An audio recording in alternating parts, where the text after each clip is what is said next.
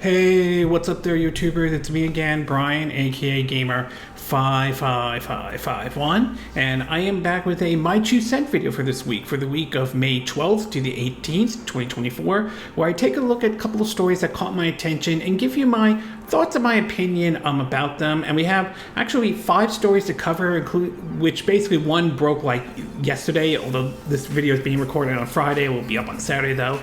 But anyway, we're going to be taking a look at Square Enix and apparently their decision to go multi-platform a bit more than they have in the past. Basically, we're getting 2 CEOs for Sony Entertainment to run basically, I think, the PlayStation division and everything like that. Sales numbers for the PS5 are out, and they're kind of both good and bad depending on how you want to look at them. We have now seen a push possibly by Microsoft to put more of their games onto other platforms, and a very odd situation surrounding a pre-order situation for Nintendo's upcoming remaster / remake, however you want to call it, of Paper Mario: The Thousand-Year Door for the Nintendo Switch. And if you're interested in where I got the source of these informations, links will be in the description of this video, assuming you're watching this on YouTube. But before we get started, I like to do what I like to call the quick My 2 Cent, stories that kind of caught my attention, but I'm not going to go into a huge amount of details. The first one has to do with a report. Seems to be that several data miners may have found that it's possible that the original or the first Red Dead Redemption could be making its way to the PC and all. I mean, the game is pretty much on every other system there, whether it's on Xbox VI backwards compatibility, to it basically coming out on the Nintendo Switch and being ported over to the PS4 and the PS5 and everything like that. So the fact that it's not on PC just seems sort of an odd choice why Rockstar would not put it on there and everything like that. But whatever the case may be, it is basically on. It basically looks like there's a good chance it could be coming to the PC and all. We also learned that Warner Brothers seems to be changing course over a decision in the past where they chose to decide to shut down Adult Swim games and any of the games that were published by it. Well, now it seems they are making a U-turn on that, and basically will not be doing that at all. There's no real given reason why they do it though, but I mean, we've been seeing Warner Brothers has been making some decisions, including some questionable decisions, such as the situation surrounding Coyote versus Acme. There was supposed to be a movie that Warner Brothers is not putting it out, despite supposedly screen testing seems to be doing very good with that. So there have been some questionable decisions that Warner Brothers has done. Not saying that their movies or what they put out is bad, it's just that when it comes to their leadership, there's been some questionable decisions on their part and everything. We also learned that Nintendo has released 3 new games as part of their Switch Online service. This one has to do with on the Game Boy side though, and for the US. For that is we're getting Super Mario Land, I believe Alleyway, if I'm saying the name correctly, and basically let's see, Alleyway, oh yeah, and I think baseball as well though. I mean, some of these were released, I think, during the early days of the Game Boy, and I do wonder why they didn't release that when they started to bring Game Boy Advance, or I mean Game Boy games to the Nintendo Switch Online service. I mean, don't get me wrong, I like the fact that they brought Super Mario Land 2 6 golden coins there first, but I wouldn't mind if they had brought the first Super Mario Land over.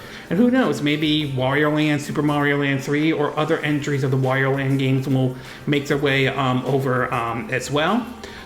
We also learned that supposedly the Clash has a lawsuit regarding the Switch Joy-Con drift. Everything has been dismissed after been going on for 5 years and everything like that. Hopefully this whole saga and situation will have Nintendo really address this issue going into their next system, the Switch 2 and everything like that. So hopefully this becomes addressed, but time will only tell if that is the case.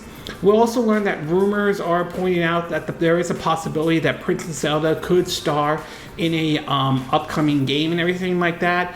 Nothing official at this time, but we have seen Princess Zelda become playable in other Nintendo games, whether it's Super Smash Brothers to even the Hyrule Warrior games and all. You could say the Philips CDI Zelda games, but I really don't want to count those and everything like that.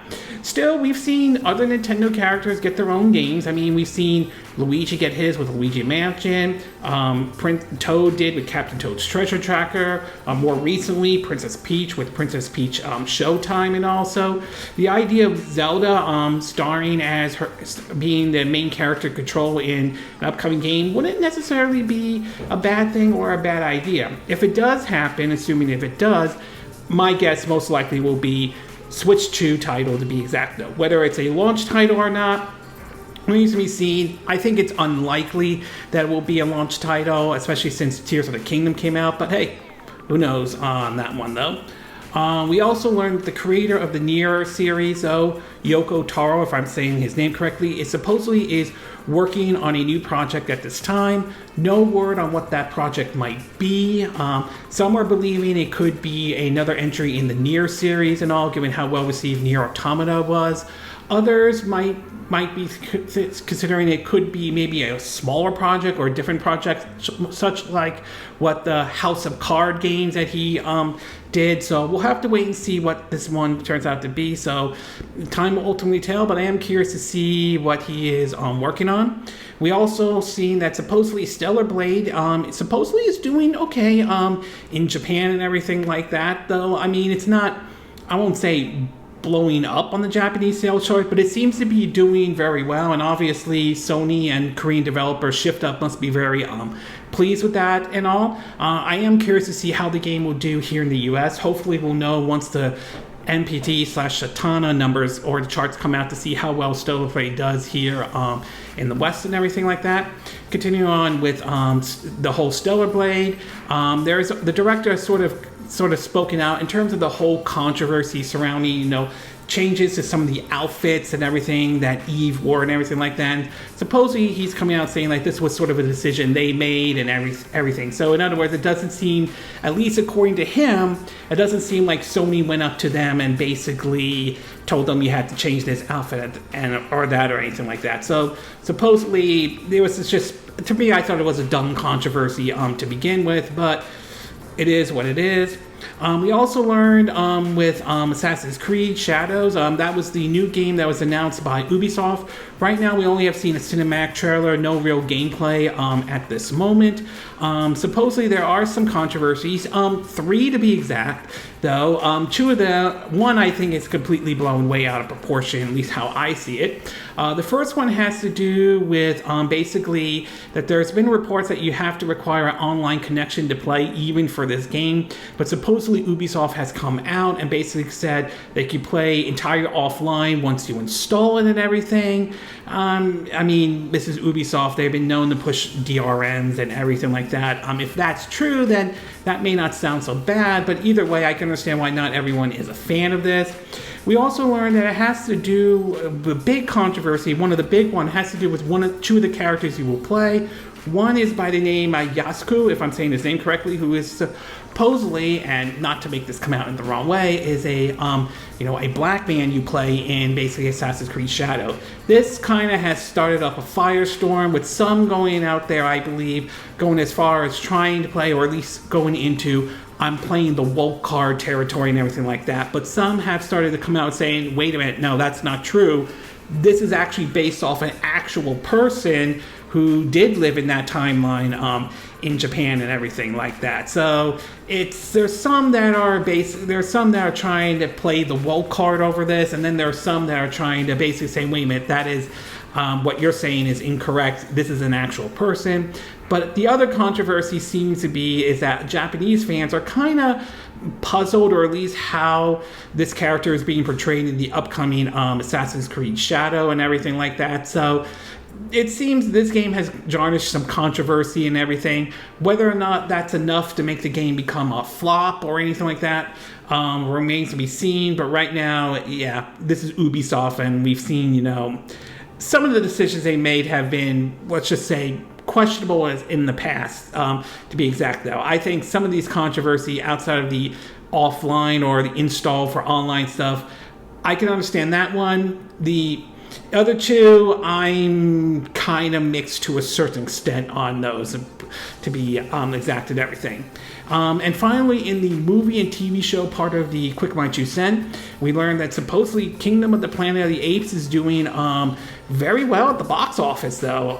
It seems to have done very well over the weekend when it first premiered, to basically it's doing well in the UK and Ireland. I think that's good. It certainly sets the stage for the next entry, whenever that next entry might be. So I'm very kind of curious to see more entries in this take on the Planet of the Apes and everything. We also learned that supposedly Danny DeVito is open to the idea of voicing, Wario in the Mario movie sequel if that happens. Granted, we don't know if Wario will be in the next Mario movie, so it remains to be seen. His name, along with Pedro Pascal, have sort of floated around in terms of the idea of voicing Wario. Personally, I think Danny DeVito could fit that role carefully if it is done right and everything, though. But as of right now, we have no information about the sequel other than we know it's coming. And given the teaser we got at the end of the first Super Mario Bros. Movie, something tells me more than likely Yoshi's going to play a bigger part in that sequel and everything like that. We also learned that supposedly Mortal Kombat 2, the sequel to, I think, 2020's Mortal Kombat, will be launching in cinemas October 2025. Obviously, that one did very well at the box office, enough for them to do a sequel and everything like that. Although this was a case of they were going to release it both in the theaters and in the and in streaming. This is mostly due to the fact when COVID was still somewhat being a bit rampant back then and all. So very interesting to see that we're going to be seeing that they're going to be doing a sequel to that one. And last but not least, though, Chris Pratt believes that he expects to see a lot of Mario and Nintendo movies over the next decade or everything like that.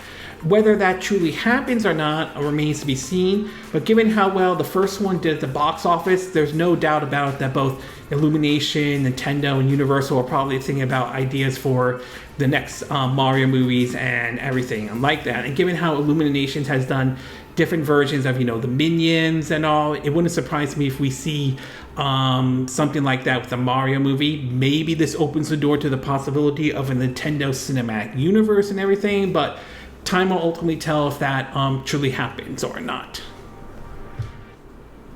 Okay, with the Quick My 2 Cent part now done and the movie and TV show part done as well, we'll get started with our first story, and this one has to do with Square Enix. Now, Square Enix, I will say, has kind of been sort of in a rough spot over the years recently, and there have been certainly some decisions they have made. Some have been questionable in the past, ranging from putting microtransactions in Deus Ex Human Revolution to basically having the folks at Crystal Dynamics, instead of doing another Deus Ex game, decided to go focus on Marvel's Avenger, and we all know how that all played out and all. Same with Babylon's Fall, and we all saw both of them live services, and we all saw how those games played out.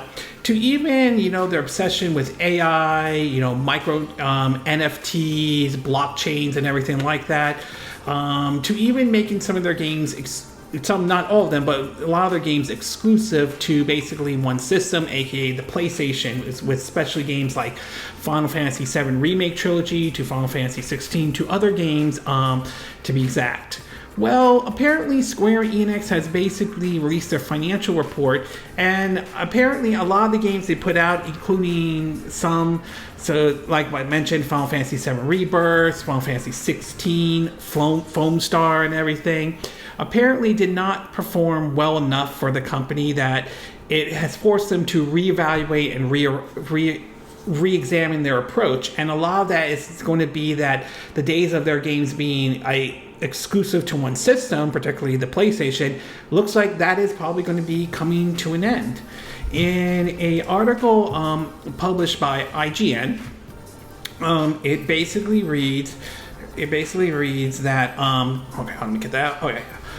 Reporting its financial performance for the fiscal year ending March 31st, 2024, sales in the digital entertainment segment, which includes video games, rose by 2.6%, but profits fell by 15.8%. This despite the sales of Final Fantasy 16, Final Fantasy Pixel Remaster, Foam Star, and Final Fantasy VII Rebirth.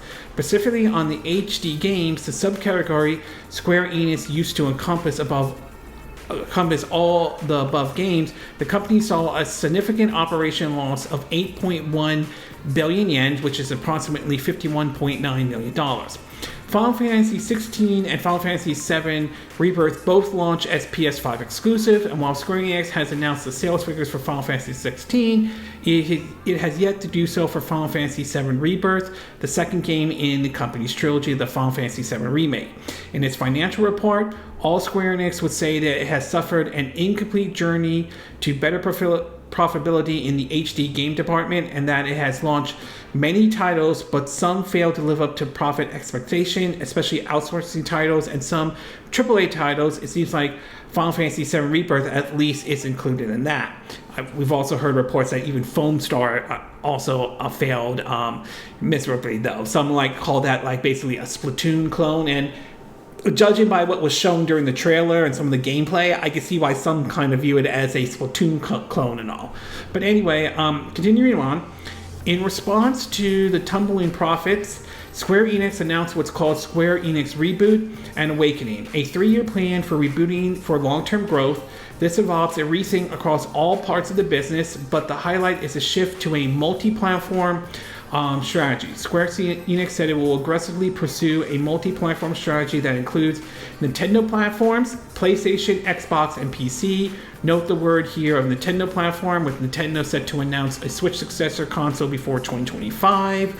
Though my guess with the Switch successor is that they're going to take the same approach like they did with when the original Switch was announced. Announce it back maybe in October, and then have the official launch date in March and everything like that. So I wouldn't be surprised if they did something similar to that approach as well. Overall, continuing on, as part of this multi-platform push, Square Enix said it will build an environment where more customers can enjoy our titles in regards to major franchises and AAA titles, including catalog titles. The suggestion in all this is the mainline Final Fantasy games will ditch PlayStation exclusivity going forward, although Square Enix had yet to announce specifically beyond Final Fantasy 16's upcoming launch on PC. There's also a shift from quantity to quality. Square Enix said in a bid to deliver ensure fun, Square Enix has been accused of pumping out too many Final Fantasy games in too short of a time frame, so perhaps this means the release of major Final Fantasy games will be spaced out a bit more. Overall, it's tough for Square Enix, which has already absorbed a $140.9 million in what is called content abandonment losses ahead of today's financial report. Square Enix did not name the cancel or rescoped in development titles and everything. So apparently, it looks like they're going to be taking a more, if the readout from it is a more of a multi-platform approach to this, rather than have their game exclusive to one system. And this may not be a bad idea to have other people basically try out their games. What does this mean for the Final Fantasy remake trilogy? I mean, my guess is that it is possible that during the contract signed that basically all the Final Fantasy VII Remake might be exclusive, or at least time exclusive onto the PlayStation platform, though. So it's possible that's already been done. Same with Final Fantasy 16, but I could see Final Fantasy 17 going forward. I could see that as a multi-platform release.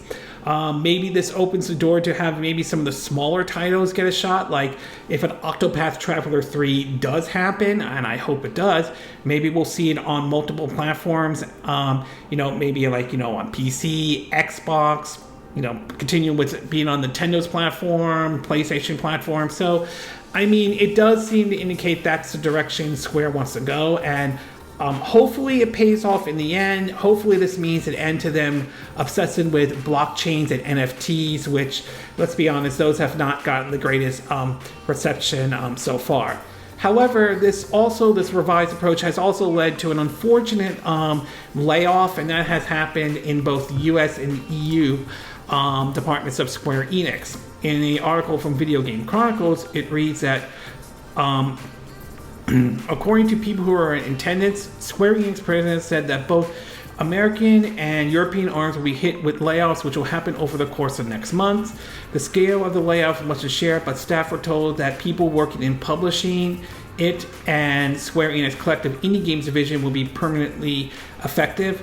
Those impacted will be formed this week. Staff were told in the UK, employees will enter into a 1-month consultancy period as per local employment law, while the US-based staff could leave their roles before June.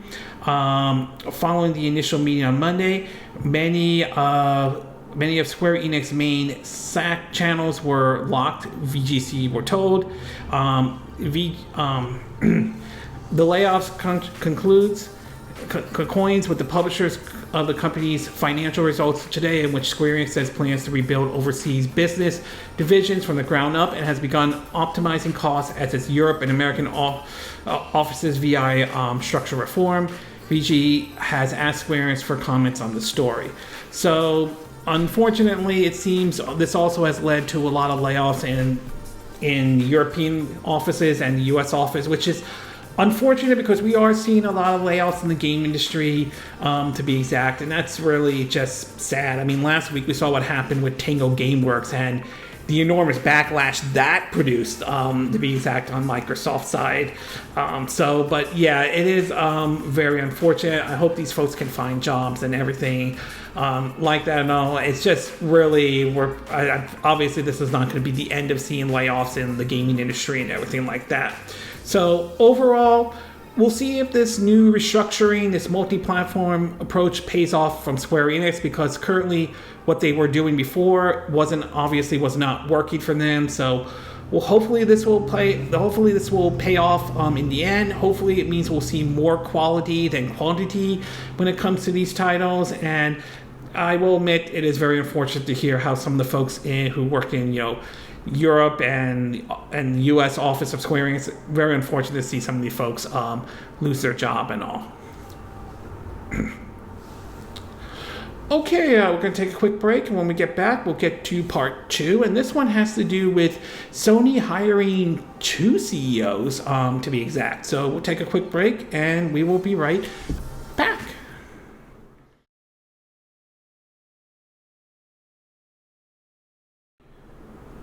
Okay, and we are back with part 2 of my 2 cent video for this week. And for this one, we're going to be taking a look at Sony's CEO, especially since they're taking an approach now with 2 CEOs, to be exact. Now, I'm sure most of you are aware, Jim Ryan, who has led the PlayStation, who's been CEO for the PlayStation brand for a while, recently retired and everything like that. He's, to some PlayStation fans, he's considered controversial depending on who you're asking. On one hand, there's no denying the fact that he helped, the PS5 has been doing very well, although that's sort of debatable, especially with their financial part, which I'll get to part 3. But he's also been somewhat of a controversial figure, including some decisions that have been made at PlayStation that many have considered to be questionable and all. Nevertheless, he certainly has left his mark working at Sony and all, and under the PlayStation division, though. So now, with him retiring, there are certainly going to be looking at a new person who will take his place. And interestingly enough, Sony decided to go with not one CEO, but actually 2 CEOs, to be exact. In an article from The Verge, it reads that, quote, Sony is appointing co-CEO Herman Hulst and Hideki Nishio, I apologize if I'm not saying that incorrectly, to lead its PlayStation business from June 1st. Herman Hulst, who's currently served as PlayStation Studio Chief, will be appointed as CEO of Sony Interactive Entertainment SIE Studio Business Group. The other person will be appointed CEO of SIE Platform Business Group, and both will report to Sony CFO and CIE Chairman Haruki Tokai. Again, I apologize if I'm not saying that name correctly. The unusual appointment of a co-CEO comes just months after former PlayStation boss Jim Ryan retired. The Sony CFO and CIE Chairman has been serving as an interim CEO of SIE and was working to find a successor for the CIE SIE CEO role. But Sony has now decided they want to split up responsibility for both leading the PlayStation business across the platform and games. Both these men, basically point out, are veterans, while Nisio has been serving multiple roles for more than 20 years at Sony. This is the first time Sony has appointed a co-CEO to run its PlayStation business, and it comes amidst a gaming industry that's reeling from layoffs over the past 18 months. They also mentioned, how Sony earlier this year laid off 900 PlayStation employees at its London studio, and it's UK that develop PlayStation VR games and all. So the decision to basically have two CEOs run this, though, is this is going to be kind of interesting to see how this all plays out and all. I do worry to some extent, although it is too early to tell. We can't say for certain this is going to happen.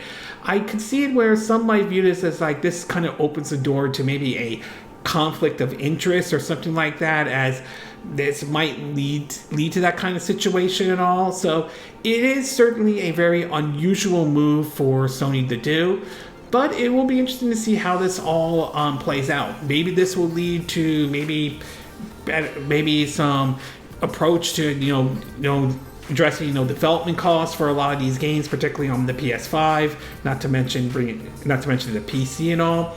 Maybe this opens the door for them to maybe put more of their IPs on TVs, streaming service. I mean, look how well basically HBO Max The Last of Us did. Maybe this opens the door for something like Sly Cooper or Jack and Daxter and everything like that. So, excuse me, there are plenty of ways you could look at this, though.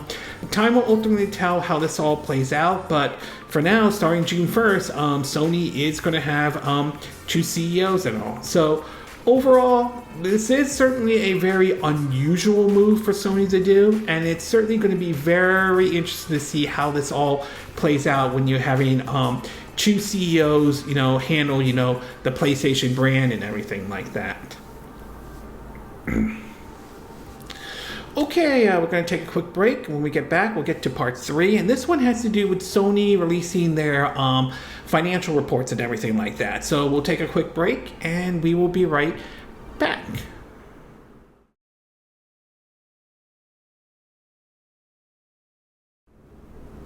Okay, and we are back with part 3 of my 2 cent video, and for this one, we're going to be taking a look at the PS5, particularly its sales numbers. Now, as some of you are aware, though, Sony has released their financial report for the PS5, and we've been seeing lately that the numbers, at least with the PS5, hasn't caught off to the PS4 as much as some would have thought, although you could point to the whole pandemic situation, inflation, and the whole box of scalpers, I'm sorry if I'm not saying that name, scalpers to be exact and all. But there still, it doesn't automatically mean that the PS5 is a failure or anything like that. Some of the things that have dug through some things that have been coming out, including some of the numbers that have been out there, according to GameIndustry.biz, they pointed out the numbers are pointing out in terms of the full year is a net sale of $72.2 billion, up 12% year on year. Basically, operation income is at $6.6 billion, up 5%.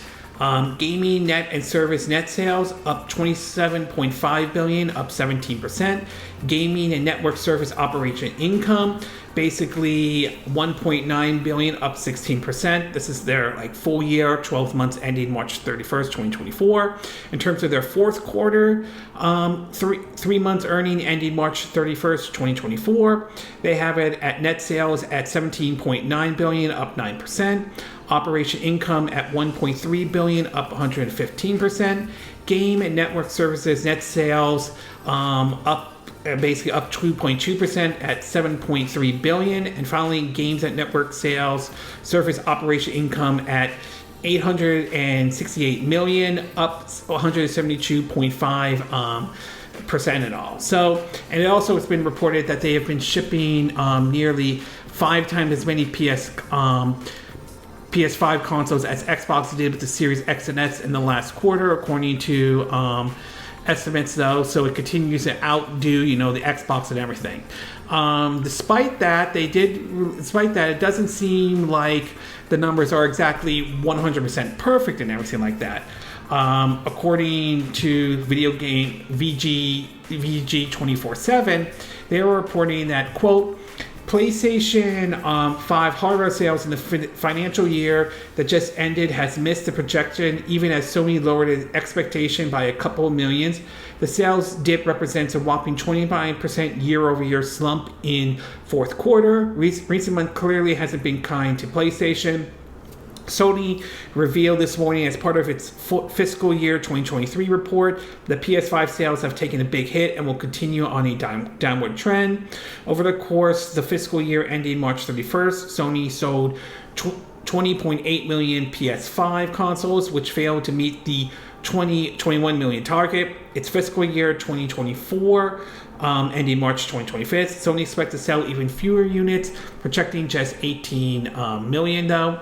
Culminated PS5 sales stands at a very respectable 59.2 million, so it's not like the console is struggling, but the drop is predictable, especially after the company lowered its projection in anticipation only to narrowly miss them. So yes, it's not, the game's not doing well. I mean, the system still doing well, but not selling at the rate that Sony had hoped for, and you could point to a lot of factors into that as well.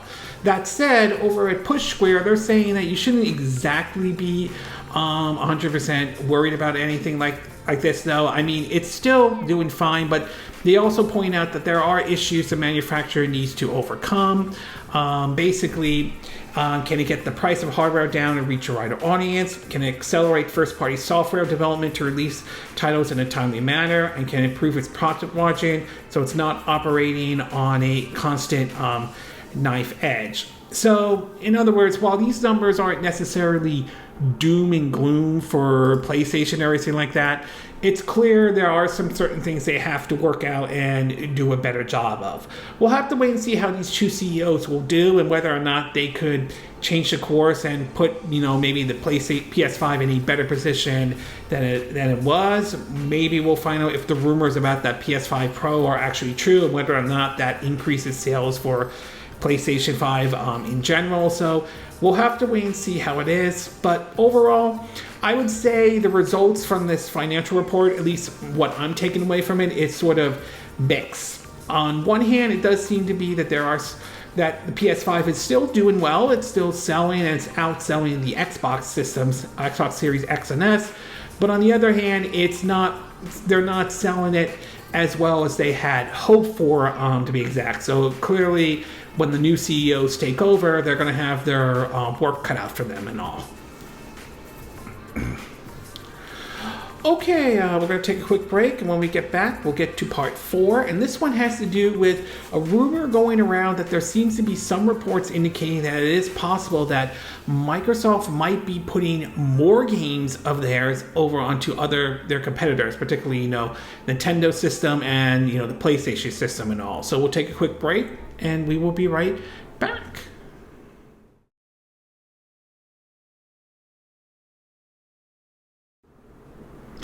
Okay, and we are back with part 4 of my 2 cent video for this week. And for this one, we're going to be talking about Microsoft and a possible push for a new strategy in terms of bringing their games possibly over to other platforms. Now, one of the things we've been seeing Microsoft do, which for many considered to be somewhat unconventional and all, was the fact that we started to see Microsoft put some of their games or some of their IPs on other systems. We saw this with games like Ori and the Will of the Wisp and Ori and the Blind Forest.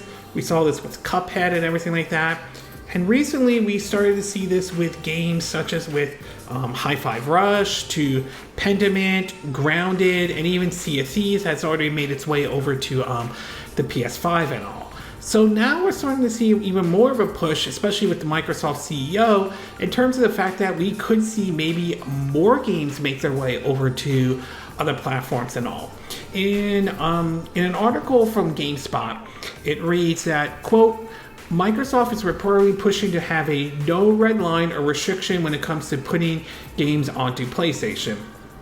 Accordingly, Windows Central, Microsoft's CEO and CFO are mandating increasing margin across all departments. While franchises like Minecraft and Call of Duty have always been multi-platform, even after Microsoft purchased their developers, now the convention is reporting involving putting even more games on rival platforms like PlayStation.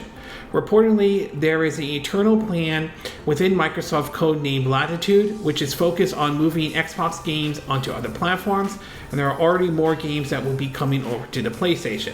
However, it seems like there is some debate and discussion surrounding the initiative as to whether it's a good idea. If Microsoft puts more of their games onto more platforms, that would potentially decrease the reason to even purchase an Xbox console. And recently, Jez Corden, who I think wrote the article about this, was responding to a tweet about reportedly about putting their games onto PlayStation or anything like that. This is what his response to this was, quote, "Not what I wrote, LOL, just saying that Sada, if I'm saying his name correctly, wants it. He is not being shy about this. There's no confirmation yet whether there is or isn't a true red line."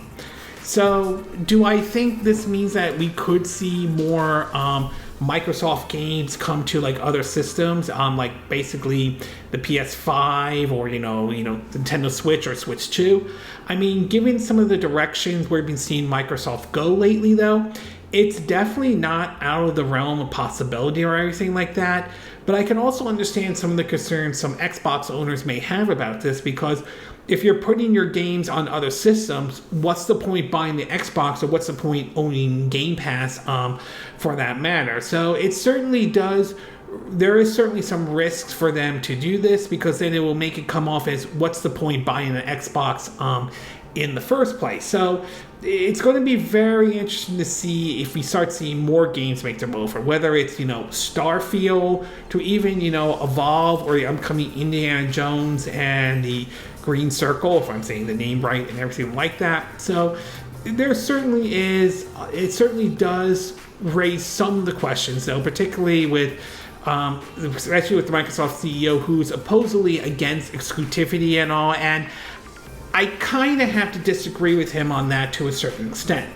I agree with him in terms of the part of the whole time exclusivity, or paying a company to keep a certain game off another platform. That kind of exclusivity I am definitely opposed of, but I'm not against the kind of exclusivity as what we saw with Bayonetta 2, where in this case, Nintendo was willing to 100% fully fund the game in exchange to make this exclusive to their system and everything like that. So I'm kind of little mixed on this, to be exact. Obviously, things are not going very well, at least with after what we saw what happened last week with that whole Tango Gameworks closing, which created an enormous backlash, let's just say, to be exact. And obviously, they want to try to increase their profits. I mean, I get that, but I do question this kind of strategy of them going forward. Obviously, it is a rumor, so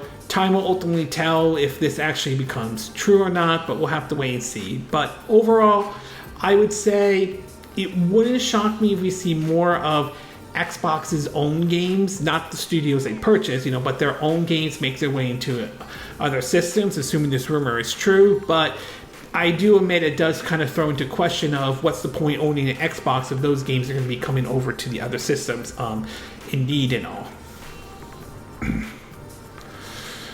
Okay, we're going to take a quick break, and when we get back, we'll get to our fifth and final part, and this one has to do with a very odd situation with those who pre-ordered Paper Mario: The Thousand-Year Door, particularly if you pre-ordered from Walmart or Amazon and all. So we'll take a quick break, and we will be right back.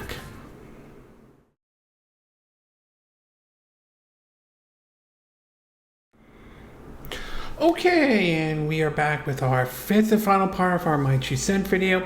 And for this one, we're going to be taking a look at a very odd situation going on with the pre-orders for the upcoming release of Paper Mario: The Thousand Year Door for the Nintendo Switch. Now, this is certainly a game that I think for a lot of Nintendo fans have been waiting for to at least be ported over to the Nintendo Switch or anything like that. We've seen different Paper Mario games that have come out, but none of them has ever reached the height of, say, The Thousand Year Door or, the very first Paper Mario game that was released back on the Nintendo 64 and all. So I think for a lot of us we are looking forward to picking up this game and all. But recently, there seems to be a situation surrounding what's going on lately with those who pre-order it, as it seems as though now Walmart, along with Amazon, are basically canceling pre-orders and everything like that. In an article from Nintendo Life, it reads that, quote, Paper Mario is out next week, and there are new reports of online pre-orders being canceled at Walmart across the US. It's not known how widespread this is, but according to multiple stories, customers have received an email mentioning how this particular Switch release will only be offered in-store.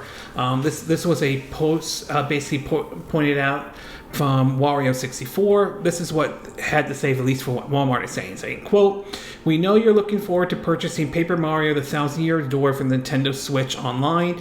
At this time, Nintendo will only be offering this item in store. While your pre-order was canceled, we expect to have this item in store on its release on May 23rd, 2024. We hope you can stop in. The Wario64 also points out that online orders are getting canceled. It looks like they are offering a $25 off future orders as an apology. As noted in the email, Walmart is, as they point that out, according to Go Nintendo, Amazon has been canceling some Switch pre-orders recently, including Paper Mario: The Thousand Year Door. The same source has reached out to Nintendo for comment, so if we hear any updates, we'll pass it on to the news. Meanwhile, there are some speculation as to why this is happening, though, and according to the Gamer, they're pointing out some of the speculations. One could be that Nintendo is fed up with scalpers buying up stocks of games, and this is how they plan to counter it. While that would certainly work if that is the case, a little planning and communication would have been nice. Another theory is that Nintendo has underestimated how many people want these games and doesn't have enough stock of Thousand Year Door or Luigi Mansion 2 to fill pre-order demands. That is also a possibility, but still, I kind of understand if you pre-order these games, particularly whether it's from Amazon and Walmart. I can see why you're a bit worried about it, especially if you're looking forward to picking up this game. I mean, Paper Mario: Thousand Year Door is loved by a lot of folks, particularly Mario fans who remember playing the game when that originally came out for the Nintendo GameCube and all. So to see this happen is a little bit unfortunate, and it does kind of worry me a little bit, especially when Nintendo officially, we know it's coming, Nintendo's next system. We know they officially confirm it does exist. But when the pre-orders for the next system start happening, I'm worried that we could see a similar situation, what we're seeing now with Paper Mario, The Thousand Year Door, what we're seeing how some of the pre-orders have been canceled for that. And I think that bothers me a little bit, though, and I think Nintendo should at least come out and clarify what's going on and why some of these folks who are making pre-orders at Walmart or Amazon for this game are getting canceled all. So I'm a little worried about this to a certain degree. I mean, I've pre-ordered games before. I've mostly pre-ordered them from GameStop and everything like that. But yeah, there is some concerns about this, to be exact, especially when we know eventually Nintendo will reveal the Switch 2, and I'm worried that we could see a similar situation like this as well. So hopefully Nintendo will give us a reason for this, though. This is definitely a very odd situation going on, and it's also even odder that this is impacting Walmart and Amazon, but yet we haven't heard anything ranging from like Best Buy being impacted or GameStop or anything like that. So this is a very, I would say, very, very unusual situation we are seeing. So overall, it's a bit unfortunate for those who pre-ordered the upcoming Paper Mario: The Thousand Year Door from the Nintendo Switch at Walmart and Amazon. And I am a little bit concerned about this, especially once Nintendo starts pre-orders for, their next system and everything like that. Okay, this concludes this My 2 Cent for this week. And again, these are my opinion. What are yours? What are your thoughts about Square Enix's decision to take a multi-platform approach now? Do you think this is a smart move on them? Do you think this is the right choice? Or do you think it would have been better off if they had done the exclusivity route like what we've seen with the Final Fantasy VII remakes and Final Fantasy 16 and all? And do you think this can also lead to, better titles coming out and everything like that, and their focus on quality over quantity? What are your thoughts about Sony hiring 2 CEOs to handle the PlayStation division? Do you think this is a good idea, or do you think this could lead to both of them butting heads, creating a conflict of interest or anything like that? What are your thoughts about the sales numbers for the PS5 that Sony has put out, though? Do you think these are doom and gloom? Do you think they're not as bad as a lot of people think they're going to be, though? Do you think there are areas you think Sony needs to do a better job and improve upon? What are your thoughts about Microsoft's decision with the rumors about the possibility that more titles could be making their way over to other platforms, though? Do you think this is a smart move on Microsoft's part? Do you think this will damage Game Pass or Xbox in general in any way? And what are your thoughts about the whole situation about some people seeing their pre-orders for Paper Mario Thousand Year Doors, particularly at Amazon and Walmart, being canceled? Do you think there could be a good explanation about this, though? Are you concerned in any way? Has your pre-order been impacted by any chance by this? And are you worried about a situation like this emerging, especially once Nintendo starts pre-orders for their next system and everything like that? Do you agree with what I said in this video? Do you disagree? Do you have a difference of opinion? As always, sound off on the comment section below. Let me know what you think. And if you like this video, I hope you hit the like button. I would appreciate it. And I hope you do subscribe to my YouTube channel. If you do, make sure you hit the bell icon for notifications of any new videos I put up. Also, feel free to share this video if you want to, and feel free to donate to my channel if you like. You could do it through PayPal Me, Patreon, or Steam Labs. Links will be in the description of this video, assuming you're watching this on YouTube. And I will see you again next time when I do another video. Hopefully that'll be soon. Until then, from Southern California, I wish you all a good day then.